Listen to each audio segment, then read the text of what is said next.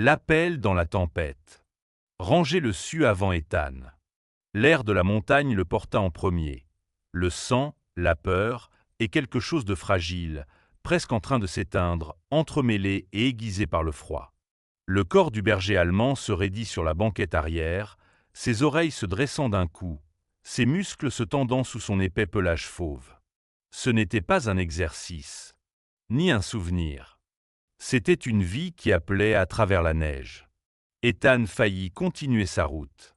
La tempête se refermait rapidement, la neige fouettant de côté le col de Donné, engloutissant phare et distance. La lògica disait que l'élan comptait. S'arrêter par un temps pareil, c'était inviter les ennuis. Mais Rangé ne bougea pas. Son museau pressé contre le joint de la vitre, son souffle embuant le verre, ses yeux fixés sur quelque chose qu'Ethan ne voyait pas encore. Ethan expira lentement et relâcha l'accélérateur. Ce seul choix, petit, discret, gênant, allait tout changer. La Sierra Nevada était devenue hostile, une cathédrale gelée de vent et de blancheur où les moteurs murmuraient comme des prières et où l'hiver décidait de qui avait le droit de passer. La neige effaçait les bords de la route, le ciel, jusqu'à l'idée même de direction. Ethan Cole conduisait les deux mains fermes sur le volant, la posture droite malgré les longues heures. À 37 ans, il se mouvait avec la discipline inconsciente d'un homme qui avait autrefois vécu selon des règles écrites dans le sang et la conséquence. Il était grand, mince d'une minceur née de la fonction plutôt que de l'orgueil. Ses épaules portaient encore la mémoire d'une unité qui n'existait plus. Une barbe soigneusement taillée encadrait sa mâchoire, interrompue seulement par une fine cicatrice près du menton. Rien de spectaculaire, juste un souvenir de Fallujah, d'un encadrement de porte qui n'avait pas cédé comme il attendait. Ses yeux étaient d'un bleu pâle, calme en surface, dissimulant un esprit qui ne se taisait jamais vraiment. On confondait souvent ce calme avec de la distance. En vérité, c'était de la survie. Quitter les Navy SEALS 6 mois plus tôt ne lui avait pas apporté la paix. Cela avait simplement retiré le bruit qui, autrefois, noyait tout le reste. Sur la banquette arrière, Rangé bougea de nouveau. 6 ans maintenant, plus âgé dans les articulations, mais pas dans l'esprit. Il était bâti pour le travail, pas pour la parade. Musclé, efficace, marqué par une petite entaille à l'oreille droite, souvenir d'un accident d'entraînement des années plus tôt. Ses yeux bruns foncés surveillaient constamment le monde, triant le danger de la promesse plus vite que la plupart des hommes ne pourraient jamais le faire. L'âge avait adouci son allure, mais ses instincts étaient éveillés et tranchants.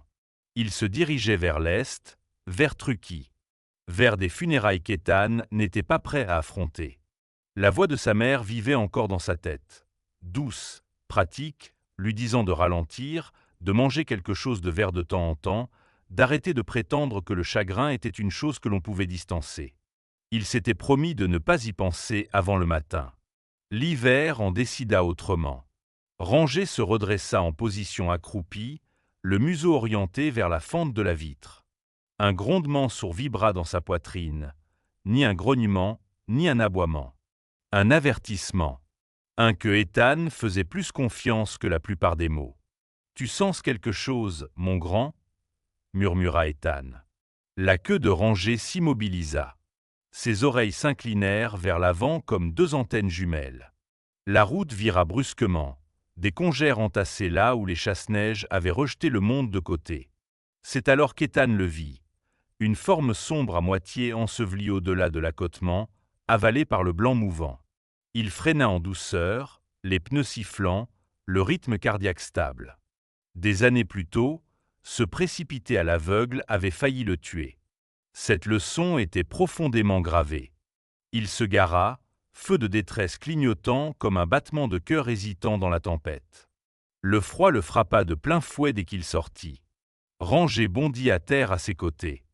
Les bottes d'Ethan crissant dans la neige, tandis qu'il suivait la ligne de regard du chien. La forme se précisa. Un homme étendu dans un fossé peu profond, son manteau croûté de glace.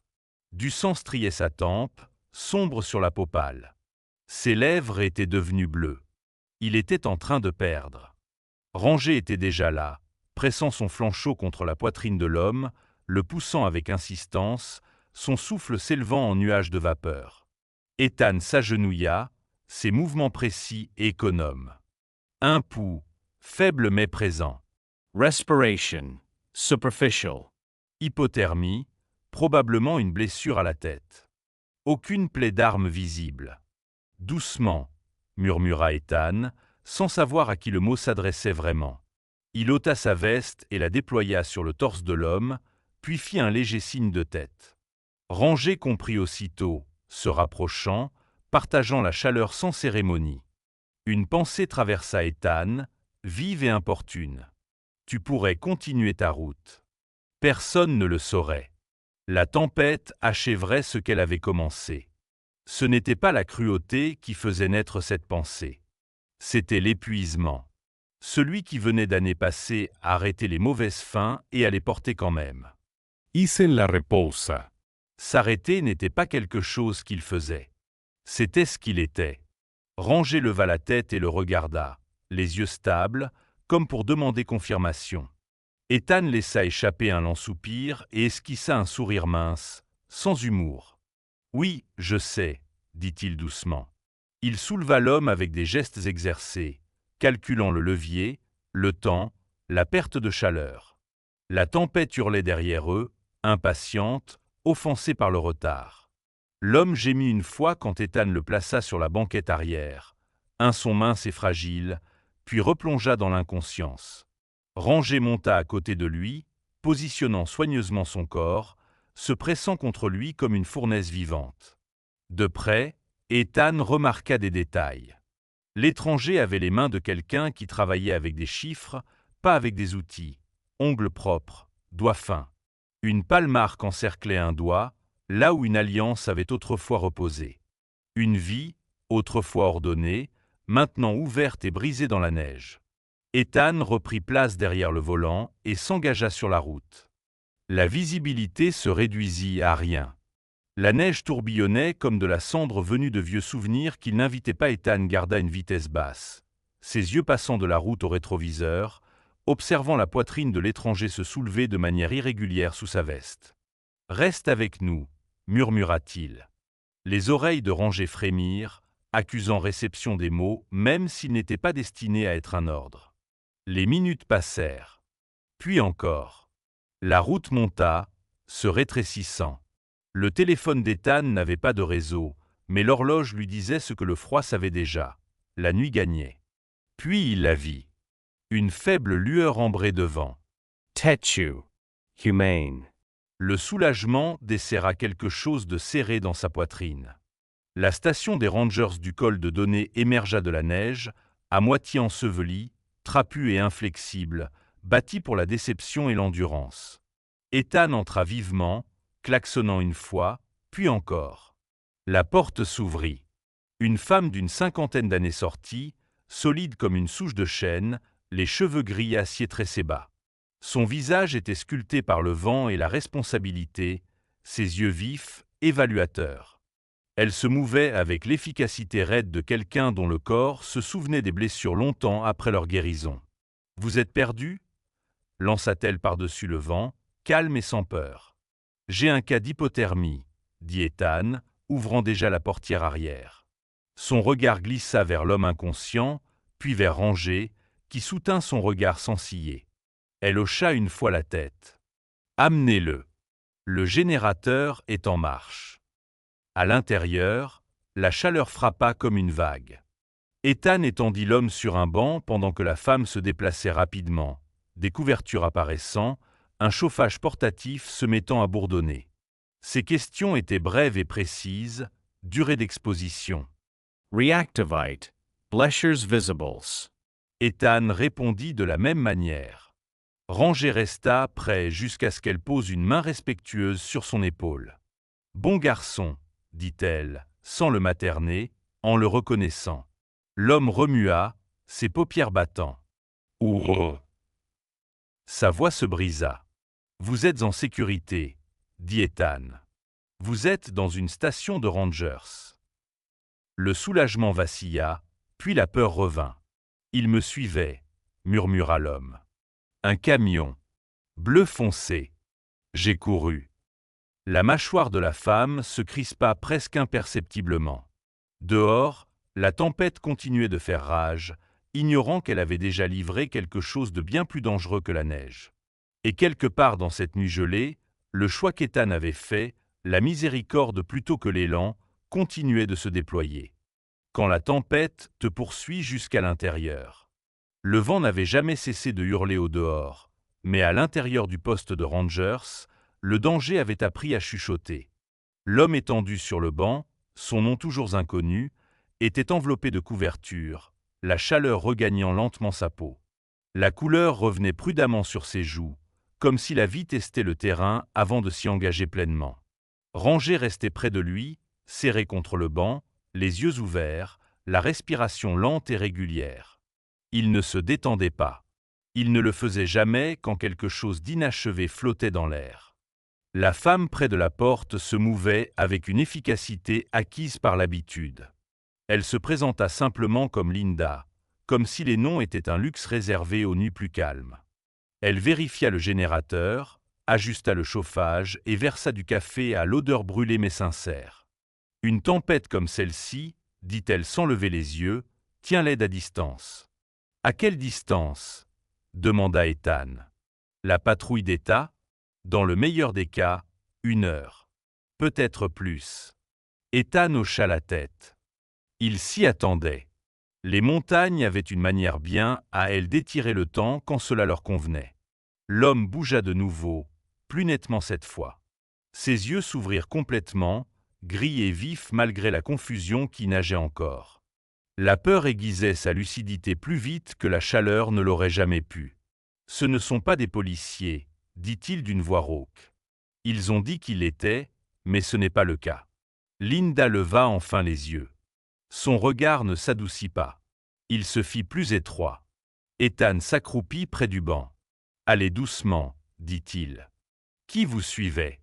L'homme avala sa salive avec peine. « Je ne connais pas leur nom. Je sais seulement qu'ils ne voulaient pas que j'atteigne Reno. » C'était suffisant. Quelque chose s'enclencha dans la poitrine d'Ethan. Se sont familiers d'un problème qui devient personnel. Il se redressa au moment même où la posture de Ranger changeait, l'échine se raidissant, la tête se tournant brusquement vers la porte. Un moteur gronda dehors.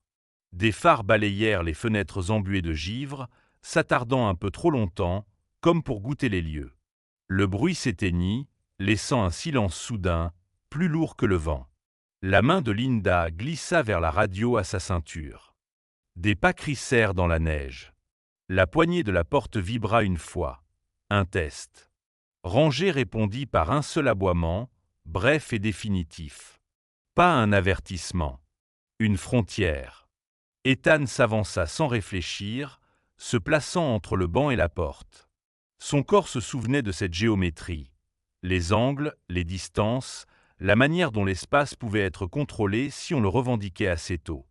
Le coup frappé revint, plus lourd cette fois. Linda bougea la première. Non par témérité, mais par sentiment de propriété. Le bâtiment était à elle. Elle entr'ouvrit la porte juste assez pour parler. L'air glacé s'engouffra, mordant. 2 hommes se tenaient sous les lampes de l'auvent. Le premier était grand, aux épaules larges, enveloppé dans une parka sombre qui paraissait trop neuve pour la tempête. Sa barbe était taillée avec une netteté volontaire, son expression calme à la manière de quelqu'un habitué à être obéi. Le second était plus jeune, plus mince, les cheveux blonds humides de neige fondante. La mâchoire crispée comme s'il répétait sa confiance. « Bonsoir », dit doucement le plus âgé. « Patrouille d'État. Nous cherchons un SUV bleu. » Ethan observa sans bouger. « La station est fermée sauf urgence », répondit Linda. « Protocol Tempête. » Les yeux de l'homme glissèrent derrière elle, s'attardant brièvement sur Ranger, puis sur Ethan, puis sur la silhouette emmitouflée sur le banc. Quelque chose y vacilla, de l'intérêt, pas de la surprise. « C'est une urgence », dit l'homme. « Nous avons des signalements concernant une personne disparue. » L'homme sur le banc inspira brusquement. Ranger fit un pas délibéré en avant, plaçant son corps bien en face de la porte. Ethan parla alors, d'une voix calme, sans hâte. Drôle de chose, dit-il. La vraie patrouille appelle d'habitude avant d'arriver. Le plus jeune se raidit. Le sourire du plus âgé s'amincit. Les radios sont en panne partout. Linda lança un regard à Ethan. Il fit un léger signe de tête négatif. Il avait entendu des communications radio quelques minutes plus tôt. Le mensonge était négligent. Ce ne sont pas des policiers, répéta l'homme sur le banc, plus fort cette fois, l'urgence perçant la fatigue. Les yeux du plus âgé se tournèrent vivement vers lui. « Monsieur, restez calme. Nous sommes là pour vous aider. »« Non, » dit Ethan en s'avançant complètement dans l'embrasure. Il laissa apparaître sa carrure, l'immobilité de sa posture. « Il est en hypothermie.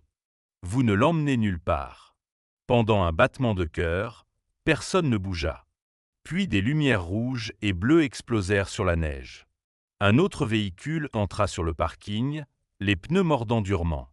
Une femme en descendit, grande, mince, enveloppée dans une veste de patrouille usée par des années de service. Ses cheveux cuivrés étaient tirés serrés, ses yeux vifs et évaluateurs. « Bonsoir », lança-t-elle. Sarah Whitman, California Highway Patrol. Le plus âgé se tourna vers elle, une irritation passant avant que la discipline ne la lisse. « Je ne m'attendais pas à du renfort, » dit-il. « La centrale ne s'attendait pas à vous, » répondit Sarah. Son regard balaya la scène en quelques secondes. Ethan, rangé, l'homme blessé. Elle absorba tout. « Monsieur, » dit-elle doucement à l'homme sur le banc. « Êtes-vous blessé ?» Il hocha la tête. Et ces hommes me suivaient. Le plus jeune recula d'un pas sans s'en rendre compte. Sarah le remarqua. Les mains bien en vue. L'autorité se posa sur le parking comme une neige fraîche. Le sourire du plus âgé disparut. Peu après, de véritables gyrophares apparurent au sommet de la route, perçant la tempête. Les radios grésillèrent. Les noms ne correspondaient pas aux badges. Les histoires se défirent vite quand la vérité arriva enfin. Les hommes furent interpellés sans cérémonie. Les ambulanciers arrivèrent peu après, efficaces et rapides.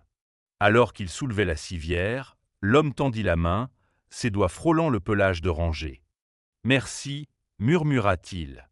Ranger s'inclina légèrement, acceptant la gratitude avec une dignité silencieuse. Quand les portes se refermèrent enfin et que le tumulte retomba, Sarah s'approcha d'Ethan. De près, la fatigue marquait ses yeux, celle que sculpte la responsabilité plutôt que l'âge. « Vous avez bien agi, » dit-elle. « Tout le monde ne s'arrête pas. » Ethan regarda l'ambulance disparaître dans la neige. « Quelqu'un me l'a appris, » répondit-il en posant la main sur la tête de Ranger. Au dehors, la tempête commençait à perdre de sa fureur. Mais Ethan le savait. Certaines tempêtes ne vivent pas dans le ciel. La grâce qui continue d'avancer. Le matin arriva sans cérémonie. La tempête s'était épuisée quelque part avant l'aube, laissant les montagnes silencieuses et trompeusement innocentes, comme si la nuit n'avait jamais mis personne à l'épreuve. Une lumière pâle glissait à travers les fenêtres givrées de l'hôpital, accrochait les rampes métalliques et les pieds de perfusion, adoucissant les contours de chaque chose. Ethan était assis sur une chaise en plastique conçue pour décourager quiconque de s'attarder. Ranger était couché à ses pieds, la tête posée sur ses pattes, les yeux mi-clos sans jamais sombrer complètement dans le sommeil. Son pelage fauve portait encore l'odeur nette et propre de la neige et de l'antiseptique. Même au repos, il montait la garde. L'homme de la montagne, désormais connu sous le nom de Noah Bennett, était calé contre des oreillers, la couleur revenant lentement à son visage. Sans la teinte bleutée de l'hypothermie, il paraissait plus jeune qu'Ethan ne l'avait d'abord pensé. Début de la quarantaine, peut-être. Un visage étroit, des yeux gris réfléchis, de ceux qui continuent à calculer même quand le corps réclame l'immobilité. Un mince bandage traversait sa tempe. Sa main tremblait légèrement lorsqu'il la levait. Plus à cause du froid. « Il m'aurait emmené », dit doucement Noah en fixant le plafond. « Si vous ne les aviez pas arrêtés. » Ethan s'adossa, les bras croisés. La lumière du jour rendait plus visibles les rides autour de ses yeux, des marques laissées par le soleil, le sable et de longues nuits plutôt que par l'âge. Vous n'en savez rien. Noah tourna la tête et croisa son regard. Si. Je le sais. Le silence s'étira, puis Noah expira. Je suis expert comptable judiciaire. Je suis l'argent. Récemment, il s'est mis à me suivre en retour. Sa voix restait posée, mais quelque chose s'y fissurait. Je pensais que si je pouvais franchir le col, atteindre Reno, tout s'arrêterait. Ranger leva la tête au son de la voix de Noah et s'approcha, posant brièvement son menton sur le bord du lit. Les épaules de Noah se détendirent malgré lui. La porte s'ouvrit. Sarah Whitman entra, retirant sa veste de patrouille.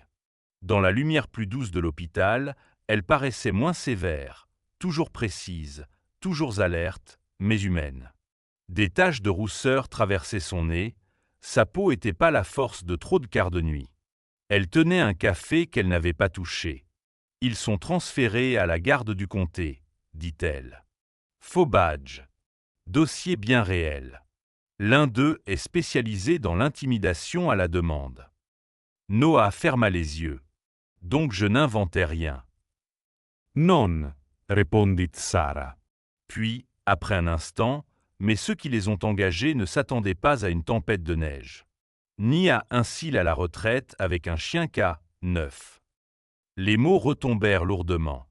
Ethan sentit qu'ils atteignaient l'endroit où vivaient ses vieux instincts. Il était venu dans les montagnes pour enterrer sa mère, pour se retirer du monde et le laisser résoudre ses propres problèmes pendant un temps. À la place, le monde en avait placé un directement sur sa route et l'avait défié de l'ignorer. Il pourrait réessayer, ajouta Sarah. Noah regarda Ethan avec attention. « Je ne vous demanderai pas de rester, dit-il. Je sais ce que c'est que de vouloir partir. » Ethan baissa les yeux vers Ranger. Le chien soutint son regard avec une certitude simple. Ethan se souvint d'un autre hôpital, des années plus tôt. D'un autre lit. D'un drapeau plié avec trop de soin. Partir, à l'époque, ne l'avait pas sauvé. Cela n'avait fait que repousser la vérité. « Je vous conduirai, » dit enfin Ethan. « Au moins jusqu'à Reno. » Sarah haussa un sourcil. « Vous êtes sûr ?»« Non, répondit Ethan. Mais je le fais quand même. » La queue de Ranger frappa une fois. Approbation. Ils quittèrent l'hôpital 2 heures plus tard. La route scintillait de glace et de soleil, calme de cette façon que seul le danger peut être après s'être épuisé. Truckee s'éveillait autour d'eux, café qui ouvrait, gens dégageant les trottoirs, la vie ordinaire poursuivant sa marche avec une persistance insouciante. « Vous avez déjà pensé à rester quelque part ?» demanda Noah pendant qu'il roulait. Ethan pensa à la maison vide de sa mère, aux articulations de Ranger qui se raidissaient, toujours avides de servir à quelque chose. « Je pense à m'arrêter, » dit-il. « Ce n'est pas la même chose. » À l'entrée de Reno, la circulation s'épaissit. Ethan regardait le rétroviseur plus souvent que nécessaire. Quand une berline noire s'inséra derrière eux et resta là, Ranger fut le premier à le remarquer, oreilles se rabattant, corps se tendant. « Ce n'est pas une coïncidence, » dit Noah, le visage se vidant de sa couleur. La prise d'Ethan se resserra sur le volant. On dirait que la tempête a changé d'endroit. La berline les suivit sur 3 sorties. Ethan en prit une 4e. Puis une autre. Les entrepôts remplacèrent les vitrines. La ville s'effila en angle dur et terrain vague. Ethan entra sur un vaste parking près d'un dîner fermé, son enseigne délavée clignotant comme si elle n'avait pas encore renoncé. Il se gara nez vers la sortie. La berline s'arrêta à 10 mètres. 2 hommes sortirent. Avant qu'Ethan puisse ouvrir sa portière, un autre véhicule entra. Puis un autre encore. Les pneus crissèrent. Les portières claquèrent. Un homme grand, en manteau anthracite, s'approcha, badge déjà visible. Sa voix portait une autorité sans effort. Federal Bureau of Investigation. Les mains bien en vue. Les hommes se figèrent. L'agent se présenta comme Marcus Hale, fin de la quarantaine, épaules larges, regard usé par des fins qui n'avaient pas tout été propres. Il adressa un bref signe de tête à Ethan. Bonne conduite. En quelques minutes, la menace se dissipa en menottes et en bitume. Ranger se détendit enfin, la queue battant d'un wag mesuré, tandis que l'ordre revenait au monde. Plus tard, dans un bureau de terrain, Noah remit une petite clé qu'il avait cachée dans sa chaussure. En le faisant, quelque chose se desserra en lui. La peur céda la place à un soulagement prudent. Je n'arrêtais pas de me dire que je finirais face contre terre dans un fossé, avoua-t-il. Marcus hocha la tête. Beaucoup de gens le pensent. Vous n'y êtes pas. Quand tout fut terminé, quand les dépositions furent signées et que le soleil bas et indulgent s'attardait à l'horizon, Noah se tourna vers Ethan. « Je ne sais pas comment vous remercier. » Ethan haussa les épaules. « Vivez bien. » Ils se séparèrent simplement. Ethan reprit la route vers le nord, en direction des montagnes. Ranger dormait, tressaillant de petits rêves. La maison vide qui attendait Ethan ne lui semblait plus creuse.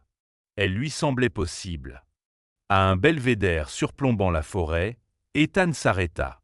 La fonte des neiges goûtait des branches. Le silence s'installa. Il s'agenouilla et posa brièvement son front contre celui de Ranger. On s'en est bien sorti.